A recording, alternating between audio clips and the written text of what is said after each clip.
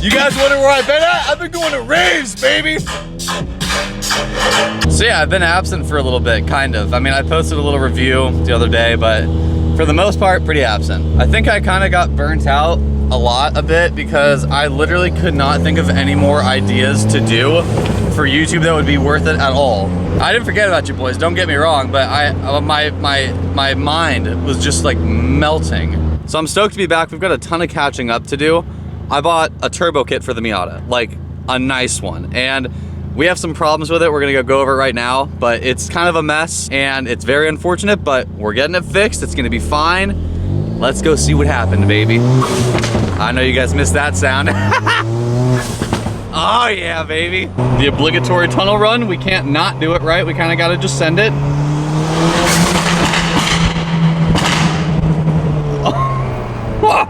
Even after owning this car for like 3 years now, it still never, ever, ever gets old. What the?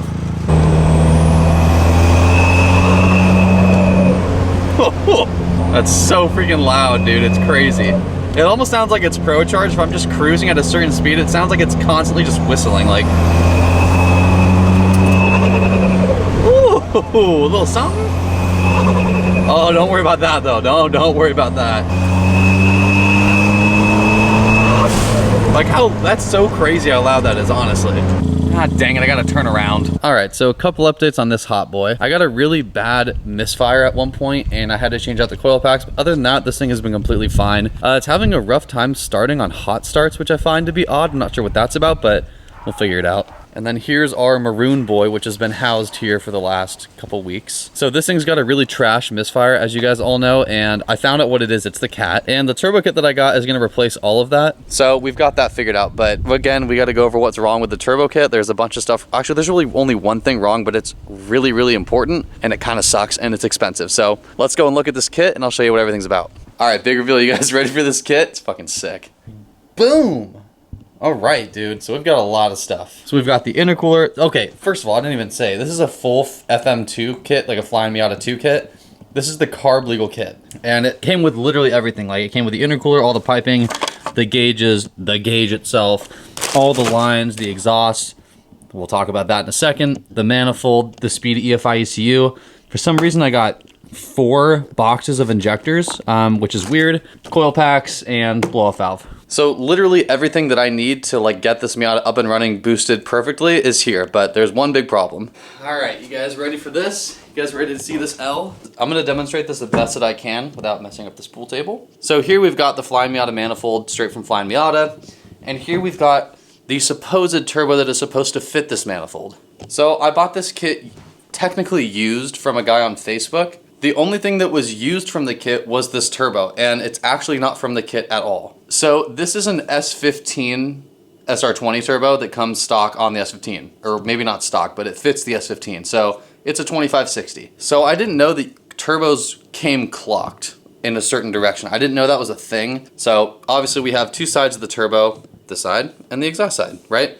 In the middle here, you can see these bolts that, you know, connect these two together. They are rotated in a certain direction, and I did not know that every 2560 was not rotated in the same direction, which makes sense when you think about it, but yeah, boy. So you're like, oh, well, that's not really a problem, just clock the turbo. Well, here's the problem. See that? That's a wastegate right here, this whole assembly right here.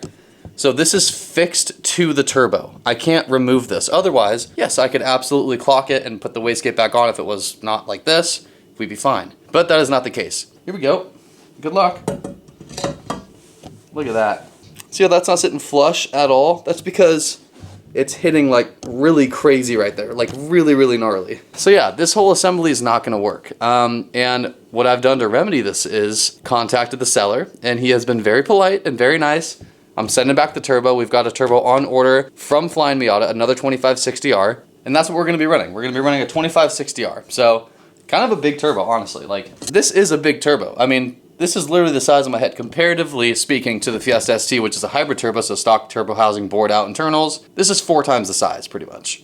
And I'm stoked. So with this turbo, we'll be able to run about 400 wheel horsepower if the motor's built, which obviously it's not built yet. So we'll see. But yeah, that's the problem. The turbo itself is great. I mean, it works really well. There's like no shaft play at all. And honestly, like I really wish it would have worked out, but it just didn't. But yeah, this is the kit. I mean, It's insane. I paid $3,000 for everything plus the turbo. And I'm pretty sure these kits with the turbo from Flying Miata are around like $5,300 if I'm not mistaken. So really, really good deal. But yeah, we're gonna have to remedy the situation, which I have done. So we're gonna ship this turbo off today if I have time. I don't know what time it is. It's probably almost 4 o'clock, so we'll see. That's what's going on with the Miata. So stay tuned for that build. It's gonna be ridiculous. Like I can't wait. Actually, I can wait because it's gonna suck. Again, you guys know how the turbo install went on the Fiesta. This is probably gonna be worse.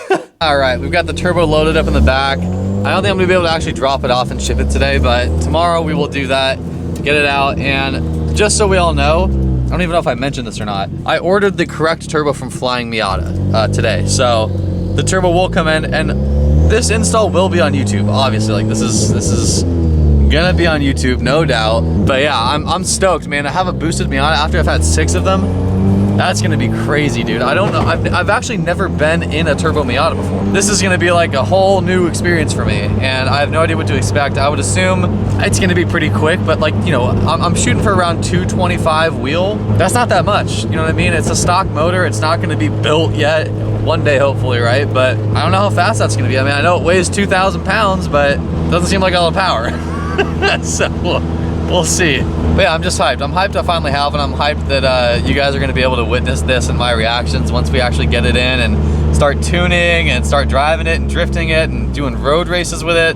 I also can't wait to compare it to the Fiesta, how this is gonna feel versus that. Like, I don't know which one's gonna be faster. I mean, if you think about it, this weighs like probably 2,600 pounds without me in it or so. And the Miata weighs like 2,100 pounds, I think, like wet, like without me in it, but gas, everything in there. I wonder which one's gonna be faster. I would imagine that the Miata would be faster, but the gearing on the Miata is so short that I think that's gonna hinder it a lot. I have the 6-speed and I have the, I don't know which differential I have, but it's a Torsen and it's the really shortly geared one for sure. That's probably gonna affect how fast it actually is in like a straight line, but in terms of pure acceleration, like I feel like the Miata is gonna feel pretty damn good. So yeah, I took a little bit of a break, about 3 weeks. I'm just trying to figure out what I'm doing, to be fully honest with you. Like, I really don't know what the hell I'm doing on YouTube right now. Like, I would like to say that I know and that I've got this big old plan and whatnot, but I really don't, dude. Obviously, what I'm doing is not working. Like, you know, we got all the ST guys, which is, let's fucking go, gang, right?